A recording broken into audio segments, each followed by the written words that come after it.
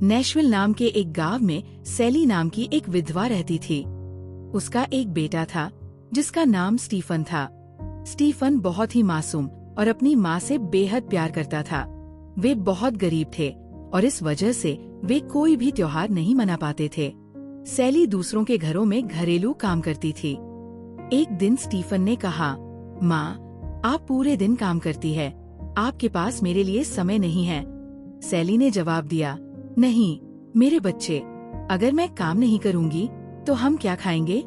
Stephen ने कहा, हाँ माँ, आप सही कह रही है, लेकिन जब मैं बड़ा हो जाऊंगा तो नौकरी ढूंढूंगा और तब आपको काम करने की जरूरत नहीं पड़ेगी।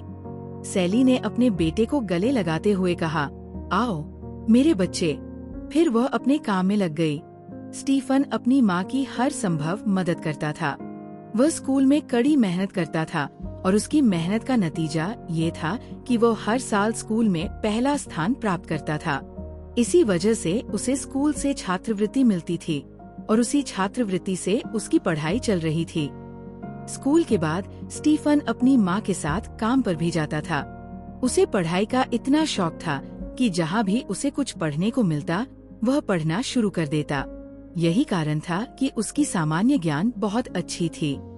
एक दिन वह अपनी माँ के साथ हैरी के घर गया। सैली ने कहा, बेटा तुम यहाँ बैठो, मैं अपना काम पूरा कर लूंगी। स्टीफन ने कहा, ठीक है माँ, आप जाइए, मैं यहीं रहूंगा। सैली काम करने चली गई। स्टीफन हॉल में बैठकर अखबार पढ़ने लगा। तभी हैरी की बेटी सोफिया वहाँ आई। सोफिया ने स्टीफन को देखकर कहा, अरे तुम यहाँ क्या कर रहे हो? स्टीफन ने जवाब दिया, मैं अपनी माँ के साथ आया हूँ। सोफिया ने कहा, ठीक है, लेकिन तुमसे किसने कहा कि इस अखबार को छुओ? सोफिया ने कहा, ये मेरा घर है और ये अखबार मेरा है, समझे? स्टीफन ने जवाब दिया, मैं बस इसे पढ़ रहा था, मैंने इसे कुछ भी नहीं किया। सोफिया ने गुस्से में कहा, ठीक है, तुम मुझसे मेरे ही घर में झगड़ रहे हो। पापा, पापा। सोफिया की आवाज सुनकर हैरी वहाँ आए। क्या हुआ बेटी, क्यों बुला रही हो? सोफिया ने कहा, देखो, ये लड़का मेरे अखबार को मेरे ही घर में पढ़ रहा है। जब मैंने पूछा तो कहता है कि उसने कुछ नहीं किया। हैरी ने स्टीफन से पूछा, अरे तुम यहाँ कैसे आए और किसके साथ आए हो? स्टीफन ने कहा, मैं अपनी माँ के साथ आया हूँ। ये सब सुनकर सैली हॉल में आ गई। क्या हुआ सर? हैरी ने पूछा, ये लड़का कौन है और मेरे घर में क्या कर रहा है? सैली ने कहा, सर ये मेरा बेटा है, वो घर में अकेला था इसलिए मैं उसे अपने साथ ले आई। स्टीफन ने सैली के पास जाकर कहा, माँ, मैं बस ये अखबार पढ़ रहा था, मैंने कुछ भी नहीं किया। सैली ने कहा, मेरा बेटा अब कभी आपके घर में अखबार नहीं पढ़ेगा, ये उसके लिए बेहतर होगा। सैली ने अपने बेटे स्टीफन को लिया और वहाँ से चली गई। कुछ दिनों बाद स्टीफन के स्कूल का रिजल्ट आया। स्टीफन कक्षा 5 में पहले स्थान पर आया और हैरी की बेटी सोफिया तीसरे स्थान पर रही। उस दिन सैली स्टीफन को लेकर हैरी के घर गई। सैली ने कहा, बेटा यहाँ कुछ मत छूना, मैं आज अपना काम जल्दी खत्म कर लूंगी। स्टीफन ने कहा, ठीक है माँ, मैं कुछ नहीं छूंगा। सैली अपना काम करने चली गई। स्टीफन चुपचाप एक कोने में खड़ा रहा। कुछ समय बाद सोफिया की कुछ सहेलियां उसके घर आई। सभी ने मिलकर मस्ती करनी शुरू कर दी। चूंकि सोफिया स्कूल में तीसरे स्थान पर आई थी, उसने केक काटा। आओ दोस्तों, हम सब साथ में केक काटते हैं, सोफिया ने कहा। सोफिया और उसकी सहेलियां केक खाने लगी। स्टीफन चुपचाप कोने में खड़ा ये सब देख रहा था। तभी सैली वहाँ आई और बोली, चलें बेटा, हमें देर हो रही है। स्टीफन ने कहा, माँ, मुझे भी केक खाना है। सैली ने कहा, बेटा, ये केक हमारे लिए नहीं है। स्टीफन ने कहा, लेकिन माँ, उन्होंने तो कुत्ते को भी केक दिया और मुझे एक टुकड़ा भी नहीं दिया। सैली ने मुस्कुराते हुए कहा, नहीं मेरे बच्चे, जब मुझे पैसे मिलेंगे तो मैं तुम्हारे लिए केक खरीदूंगी। स्टीफन ने पूछा, क्या सच में माँ? सैली ने कहा, हाँ मेरे बेटे, जब मैं पैसे कमा लूंगी तो हम दोनों के लिए केक जरूर लाऊंगी। फिर सैली और स्टीफन घर की ओर चल पड़े। रास्ते में एक छोटा बच्चा सैली के पास आया और बोला, माँ, कृपया एक लॉटरी टिकट खरीदिए, वो सिर्फ 1 रुपया का है, कृपया एक खरीदे। सैली ने 1 रुपया बच्चे को दिया और लॉटरी टिकट खरीद लिया। फिर स्टीफन और सैली अपने घर चले गए। घर पहुंचकर सैली ने टिकट भगवान के सामने रखा और घरेलू काम करने लगी। स्टीफन भगवान से प्रार्थना करने लगा, प्रिय भगवान, आप हमेशा सबकी सुनते हैं, कृपया आज मेरी सुने और इस लॉटरी को मेरे लिए जीतवाइए। अगले दिन सैली ने घरेलू काम खत्म किया और स्टीफन को फिर से हैरी के घर ले गई। इस दिन भी स्टीफन ने एक अखबार देखा, लेकिन उसने याद किया कि पिछली बार क्या हुआ था, तो वह चुपचाप एक कोने में खड़ा हो गया। तभी हैरी की बेटी सोफिया वहां आई और उसने स्टीफन से कहा, हे स्टीफन, आओ, मेरे खिलौने इकट्ठे करो और उन्हें जगह पर रख दो। सोफिया ने सोफे पर बैठकर अखबार पढ़ना शुरू कर दिया। उसने वहाँ एक लॉटरी टिकट देखा और अपने पापा से कहा, पापा, मैंने कल आपको लॉटरी टिकट खरीदने को कहा था, लेकिन आपने एक भी नहीं लिया। देखो, नंबर 11,223 लॉटरी जीत गई है। हैरी ने जवाब दिया, ठीक है, कल मैं तुम्हारे लिए एक लॉटरी टिकट खरीदूंगा। सोफिया फिर से अखबार पढ़ने में व्यस्त हो गई। तब स्टीफन ने अपना लॉटरी टिकट निकाला जो उसने खरीदा था। स्टीफन ने लॉटरी टिकट पर नंबर देखा और वही नंबर पाया जो अखबार में था। उसने तुरंत अपनी माँ को आवाज दी, माँ, जल्दी आओ। सैली तुरंत बाहर आई और उसने देखा कि स्टीफन के हाथ में लॉटरी टिकट है। उसने पूछा, क्या हुआ स्टीफन, तुमने मुझे क्यों बुलाया? स्टीफन ने खुशी से कहा, माँ, हमें लॉटरी मिल गई है, अब हमें किसी अमीर के घर काम करने की जरूरत नहीं है। सैली को विश्वास नहीं हुआ और उसने पूछा, क्या सच में स्टीफन? स्टीफन ने कहा, हाँ माँ, ये सच है और अब हमें किसी के घर काम नहीं करना पड़ेगा। चलिए माँ, हम चलें। सैली ने कहा, ठीक है बेटा, मैं बस अभी आती हूँ। कहकर सैली और स्टीफन वहाँ से चले गए। सोफिया और हैरी उन्हें जाते हुए देख रहे थे। लॉटरी से मिलने वाले पैसों की मदद से सैली ने एक अच्छा घर बनवाया, अपने बेटे की सारी जरूरतें पूरी की और उसके पसंदीदा केक को भी खरीदा। अब सैली को काम करने की जरूरत नहीं थी और वह अपने बेटे के साथ खुशी खुशी रहने लगी। इस कहानी से हमें ये सीखने को मिलता है कि हमें किसी की गरीबी का मजाक नहीं उड़ाना चाहिए और सभी को सम्मान देना चाहिए। रॉबर्ट एक गरीब लेकिन हुनरमंद कामकाजी आदमी था। वह अपनी पत्नी केली और बेटी राचेल के साथ रहता था।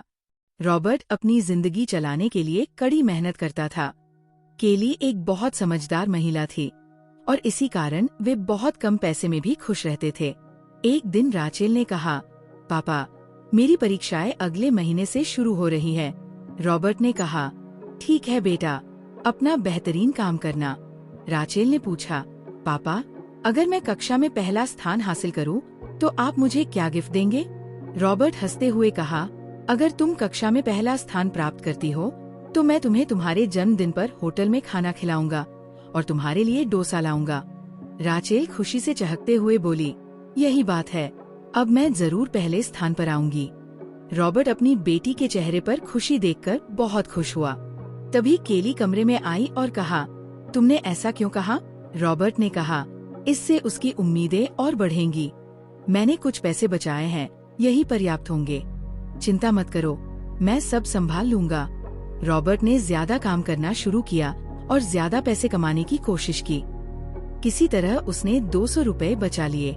राचेल की परीक्षा का परिणाम अगले महीने आना था और उसका जन्मदिन अगले दिन था।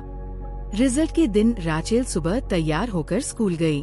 वह बड़ी मुस्कान के साथ घर लौटी। रॉबर्ट ने पूछा, मेरी राजकुमारी आज इतनी खुश क्यों है? क्या तुमने कक्षा में पहला स्थान हासिल किया? राचेल ने खुशी से कहा, जी हाँ पापा, आपने कैसे जाना?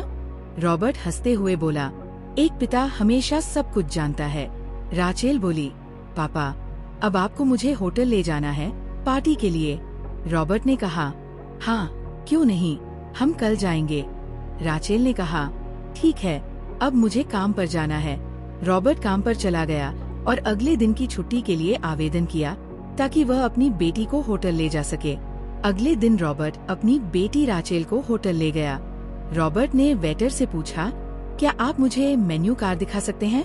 वेटर ने कहा, जी हाँ सर, ये रहा। रॉबर्ट मेन्यू कार्ड में डोसा की कीमत देखकर चौंक गया। वो 150 रुपए था, लेकिन वह अपनी बेटी की इच्छा पूरी करना चाहता था। रॉबर्ट ने वेटर से पूछा, क्या आप आ सकते हैं? वेटर ने कहा, जी हाँ सर, आपका आदेश? रॉबर्ट ने कहा, हमें एक डोसा लाकर देना, साथ में चटनी और सांभर। वेटर ने कहा, क्या कुछ और चाहिए? रॉबर्ट ने कहा, इतना ही ठीक है। वेटर जाने के बाद रॉबर्ट ने अपनी जेब में 200 रुपए चेक किए और फिर उन्हें वापस रख लिया। उसी समय उनके पास बैठा आदमी एलन ये सब देख रहा था। कुछ समय बाद वेटर ने डोसा सर्व किया। राचेल ने कहा, पापा, ये तो सिर्फ एक डोसा है, आपने खुद के लिए कुछ नहीं ऑर्डर किया।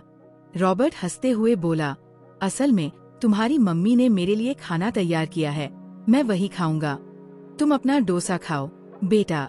एलन, जो उनके पास बैठा था, ये सब देख रहा था और सोच रहा था, क्या पिता है जो होटल भी आकर अपने बच्चे की खुशी के लिए इतना त्याग कर रहा है। रॉबर्ट अपनी बेटी राचेल की खुशी के लिए कुछ भी करने को तैयार था। वो कुछ नहीं खा रहा था क्योंकि उसके पास पैसे नहीं थे। राचेल ने कहा, पापा, मैंने परीक्षा में पहला स्थान हासिल किया और अब मैं डोसा भी खा रही हूँ। रॉबर्ट ने कहा, जी हाँ मेरी राजकुमारी, तुम्हारी सारी इच्छाएं पूरी होनी चाहिए और तुम हमेशा खुश रहो, यही हमारी कामना है। अब समय बर्बाद मत करो, अपना डोसा खाओ। राचेल ने खुशी से कहा, धन्यवाद पापा, डोसा सच में बहुत स्वादिष्ट है, आप भी कुछ खाइए। रॉबर्ट ने मुस्कुराते हुए कहा, तुम खाओ, मैं ठीक हूँ, घर जाकर खाऊंगा। ये सब देखकर एलन, जो पास ही बैठा था, काफी भावुक हो गया। वो होटल के काउंटर पर गया और मैनेजर से कहा, ये पैसे लो और उस आदमी को एक डोसा दे दो। अगर वो पूछे तो बस यही कहना कि ये होटल से मुफ्त है। मैनेजर ने कहा, जी सर, मैं कर देता हूँ, लेकिन ऐसा क्या हुआ? आप उनका बिल क्यों चुका रहे हैं? एलन ने पूरा किस्सा मैनेजर को बताया। आप अपना पैसा वापस ले लीजिए सर, हम राचेल का जन्मदिन अच्छे से मनाएंगे, सब कुछ होटल की तरफ से होगा, चिंता मत करें। मैनेजर ने उनके टेबल के लिए एक और डोसा ऑर्डर किया। ये देखकर रॉबर्ट हैरान रह गया। सर, मैंने ये डोसा नहीं ऑर्डर किया, कृपया इसे वापस ले जाइए। मैनेजर ने कहा, ये डोसा होटल की तरफ से है, आप इसे खाइए। रॉबर्ट ने कहा, नहीं, मैं इसे यहाँ नहीं खाना चाहता, मैं इसे घर ले जाऊंगा और इसे अपनी पत्नी के साथ साझा करूंगा, कृपया इसे पैक कर दीजिए। मैनेजर ने मुस्कुराते हुए कहा, नहीं सर, ये आपके लिए है, हमने और डोसे पैक कर दिए हैं, आप इन्हें घर ले जाएं, यहाँ खाइए। रॉबर्ट और राचेल ने डोसा खुशी से खाया और फिर मैनेजर के पास पैसे देने गए। मैनेजर ने कहा, क्या कर रहे हैं? आज का सारा खर्च होटल की तरफ से है, ये एक खास ट्रीट है। रॉबर्ट ने पूछा, क्यों? मैनेजर ने कहा, आपकी बेटी ने स्कूल में पहला स्थान हासिल किया है और आज उसका जन्मदिन भी है, यही कारण है।